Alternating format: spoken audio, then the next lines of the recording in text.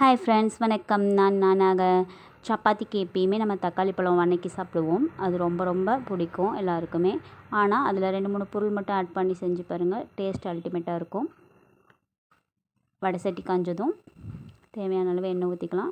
எண்ணெய் காஞ்சி வந்ததும் 1 ஸ்பூன் கடுகு, தேவையான அளவு கருவேப்பிலை, 2 பெரிய வெங்காயம் போட்டு நல்லா வதக்கி விட்டுருங்க. வெங்காயம் வதங்கிறதுக்கு தேவையான அளவு உப்பு ஆட் பண்ணிக்கலாம். இப்போ ஏற்கனவே கட் பண்ணி வச்சுருக்க 6 தக்காளி பழத்தை இதோடு ஆட் பண்ணிக்கோங்க. வெங்காயம் முக்கால் பதம் வதங்கி வந்தால் போதும், ரொம்ப ப்ரௌன் ஆகணும்னு இல்லை. ஏன்னா தக்காளி பழம் வதங்கும் போது இன்னும் சேர்ந்து வதங்கிடும். இப்போ தேவையான அளவு மஞ்சள்தூள் போட்டுக்கலாம். இப்போ இந்த பழம் நல்லா வதங்கி வெந்து இந்த தண்ணியெலாம் சுண்டி வரும்.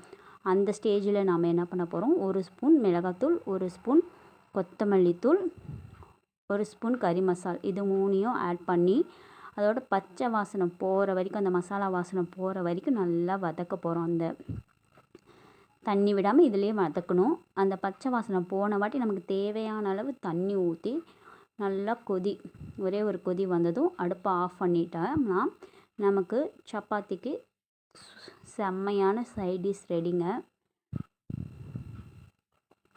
இன்றைக்கி கண்டிப்பாக செஞ்சு பார்த்துட்டு எப்படி வந்துச்சுன்னு கமெண்ட் பண்ணுங்கள், லைக் பண்ணுங்கள், உங்கள் ஃப்ரெண்ட்ஸுக்கும் ஷேர் பண்ணுங்கள்.